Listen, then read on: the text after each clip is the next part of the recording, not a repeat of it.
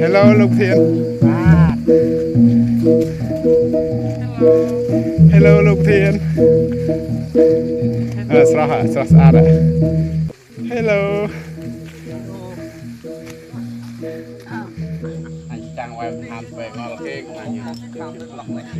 ថ្ងៃនេះបានល្បាតទៅដល់បកគោលេខ142ហ្នឹងហើយល្បាតថ្ងៃនេះគឺសម្រាប់ជាការចូលរួមដាស់ស្មារតីយុវជនយើងបាទឲ្យស្រឡាញ់ធម្មជាតិព្រោះយើងធ្វើការទៅលើធម្មជាតិបាទហើយធម្មជាតិគឺជាអាយុជីវិតរបស់សហគមន៍យើងទាំងអស់គ្នាបាទមិនមែនថាបុគ្គលមួយទេហើយយើងគិតថានេះដែលរស់នៅក្នុងតំបន់នេះគឺច្រើនគឺប្រើប្រាស់អនុផលនៅក្នុងតំបន់ហ្នឹងដល់ការពីធម្មជាតិនេះបាទហើយយើងឃើញការចូលរួមរបស់យុវជនក៏ជាចំណុចមួយសំខាន់ដើម្បីនាំមុខទៅដល់អនាគតនៅពេលនេះយើងចាស់ហើយខ្ញុំដើរចាប់ដើមជ្រេបណ្ដាហើយអញ្ចឹងសង្ឃឹមថាយុវជនមេដារីនេះអាចបន្តទៀតក្នុងការគ្រប់គ្រងរបស់យើងហើយការគ្រប់គ្រងនេះបើសិនជាយើងអរគ្នាចូលរួមសកម្មហើយស្រឡាញ់ធម្មជាតិអញ្ចឹងការវិនិច្ឆ័យរបស់យុវជនគេមើលឃើញថាវាសំខាន់ក្នុងសហគមន៍មែនគឺសហគមន៍យើងទទួលការគ្រប់គ្រងរហូតបាទការពារប្រឈើរហូតតែបើសិនជាយើងថាតំបន់នេះគឺជាតំបន់មួយមិនសូវមានសក្តានុពលក្នុងសហគមន៍ទេប្រហែលរដ្ឋាភិបាលយើងនឹងអាចគិតពិចារណានឹងអាចគ្រប់គ្រងដោយខ្លួនឯងហើយសហគមន៍បានទទួលខុសត្រូវទេ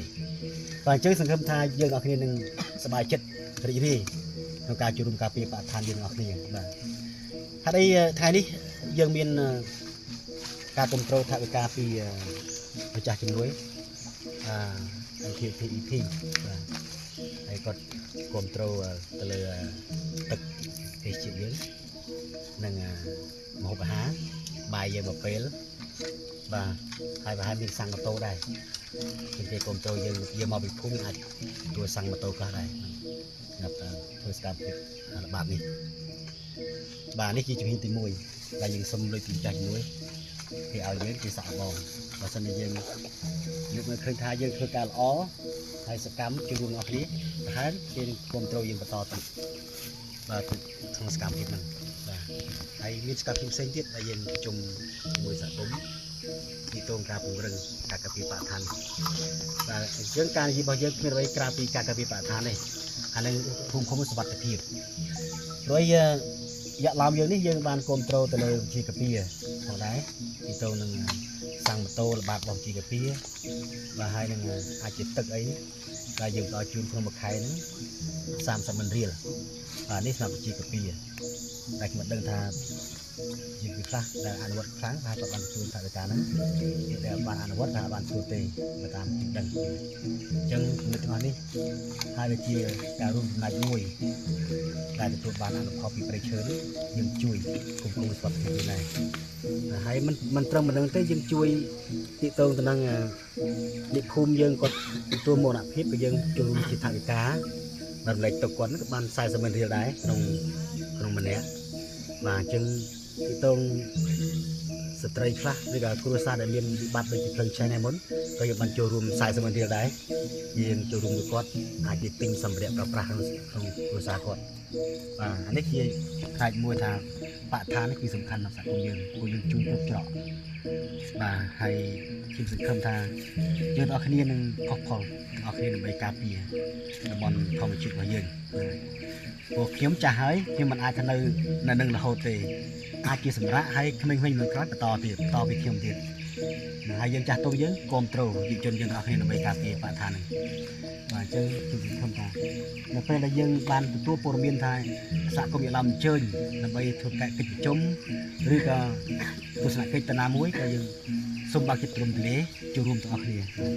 ដើម្បីជាបទពិសោធន៍មួយរៀនពីទីទៅមកតែក្រុមយើងអាចនឹងមានការចុះទៅទស្សនកិច្ចនៅក្រៅខេត្តទៀតមិនទៅមិននេះខ្ញុំកំពុងរៀបផែនការនេះជាមួយដៃគូក្នុងការដែលជួយចាប់ថវិកាហើយសារខាត់ផ្សេងទៀតអាចនៅភ្នំវិហារឬនៅពងស្ទឹងនៅចំបក់បាទជាងសហគមន៍ចំបក់នេះគេរៀបចំដូចយើងដែរប៉ុន្តែគេទឹកជ្រោះទេប៉ុន្តែគេទទួលថវិកាពីភ្ញៀវជាតិច្រើនព្រោះគេនាំភ្ញៀវបរទេសសម្ដៅគ្រួសារម្ដងសម្ដៅគ្រួសារនេះគេផ្ដល់កន្លែងដេកហើយនិងអាហារអញ្ចឹងក្នុងមួយយប់អាចជាខ្ទង់10ទៅ20ដុល្លារអញ្ចឹងគ្រួសារហ្នឹងទទួលលុយពីបរទេសគាត់បានរួមចំណែកក្នុងនោះដែរទូផលពីការពីបរិស្ថានបាទអញ្ចឹងខ្ញុំសង្ឃឹមថាយើងព្យាយាមកែសម្រួលសហគមន៍យើងឲ្យគាត់មានចំនួនតាមវិស័យទេសចរនេះអាចជាបរទេសទៅដេកទៅតាមផ្ទះអាចជាយើងផ្ដល់ម្ហូបអាហារឲ្យបរទេសបាទនេះខ្ញុំនឹងសិក្សាបន្តទៀតជាមួយក្រសួងដែរហើយគេជួយដល់ជាកំណត់ឬមតិពលសម្រាប់ឲ្យសហគមន៍យើងច្រើនបច្ចុប្បន្ននេះយើងធ្វើល្អហើយច្រើនណាស់យើងជួយតាំងពីជាមួយភូមិទៅទទួលផ្លូវភូមិយើងបានចូលរួមខំមួយភូមិមួយសង្កាត់សហគមន៍បានចូលរួមបាទនេះមើលទៅក្រុមស្នាមភាពអ្វីដែល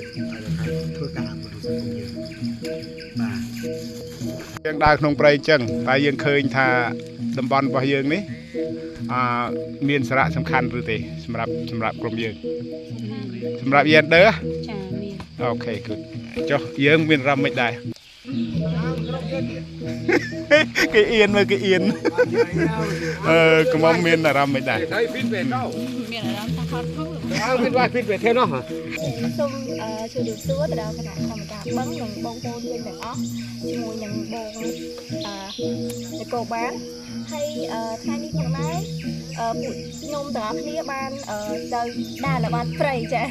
ហើយនៅក្នុងការដើរល្បាតព្រៃនេះផងដែរគឺឃើញថាវាប្លែកហើយខ្ញុំអត់ដើរទេគឺឃើញដើមឈើធំជាច្រើនហើយនៅក្នុងនេះគឺមានសារៈសំខាន់ខ្លាំងមែនទែនព្រោះអីវាបាននាំឲ្យដូចជាយុវជនដូចពួកខ្ញុំអញ្ចឹងជំនាន់ក្រោយអញ្ចឹងបានដឹងបានស្គាល់ថាព្រៃព្រឹក្សាវាមានសារៈសំខាន់សម្រាប់យើង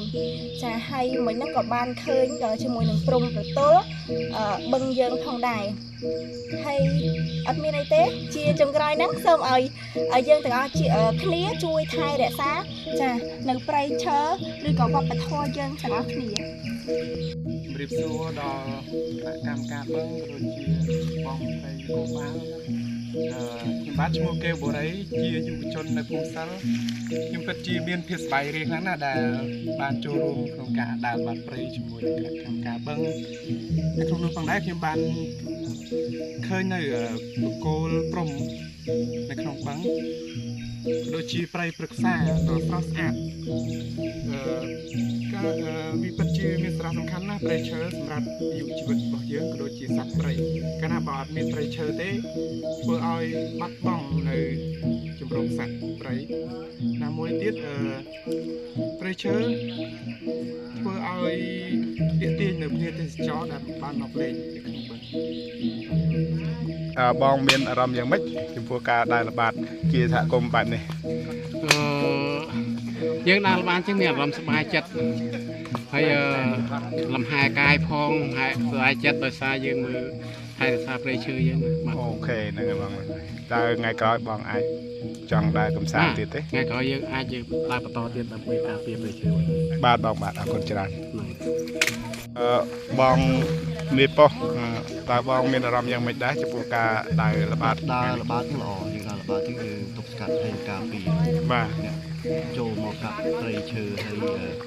អានេះដូចយើងហាត់ប្រាណដែរនឹងដើរ បាទ ស បាទ ប្បាយជាក្រុមសប្បាយសហគមន៍ដើរតាមពីគ្នា បាទបាទអរគុណច្រើនល្បាតថ្ងៃនេះ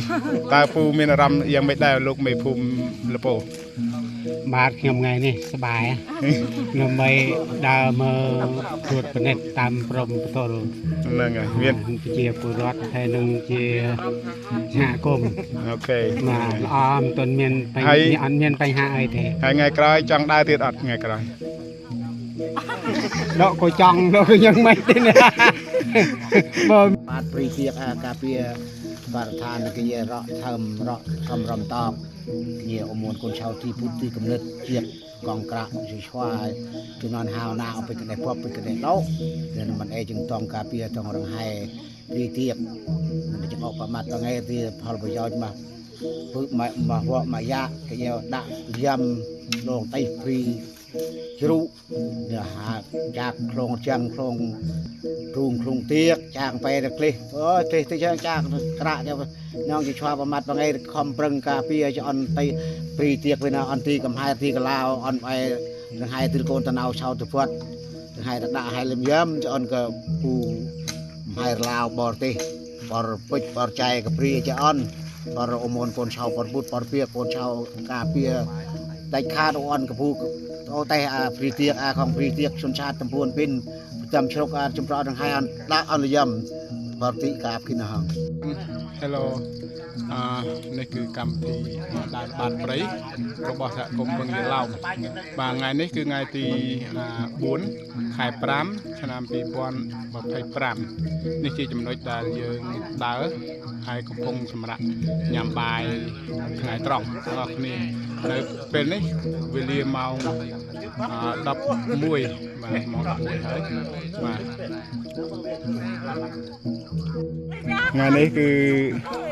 ខាងក្រុមដើរល្បាតណាពីភូមិទាំង5បូករួមទាំងអាជ្ញាធរដែរដើរល្បាតហើយរួមក្នុងព្រៃដែលនេះមានម្ហូបពិសេសដែលខាង Yender គេធ្វើឲ្យបាទហើយយើងហូបបាយរួមគ្នានៅក្នុងព្រៃបាទនេះបងប្អូនឆំតាមអីនឹងកាត់តាមអីឥឡូវយើងមើលនេះមើលម្ហូបយើងនេះម្ហូបធ្វើម៉េចម្ហូបដើរព្រៃតែប៉ុណ្ណឹងបងប្អូនហើយមានសាច់គោអាំងហើយពិសេសជាងគេគឺប៊ឺគ្រីបុករបស់យើងហើយនឹងបាយតំណើបនេះអត់មានរឆេះដឹងយ៉ាងណាទេណាពូមើលសួរកំមុំមិនដែរមានអារម្មណ៍យ៉ាងមិនដែរបាយហ្នឹងហូបឆ្ងាញ់អត់ឆ្ងាញ់ហ៎អូខេមើលកំមុំកញ្ញាខាងនោះបាយមានអារម្មណ៍មិនដែរឆ្ងាញ់ឬអត់អូខេគឺ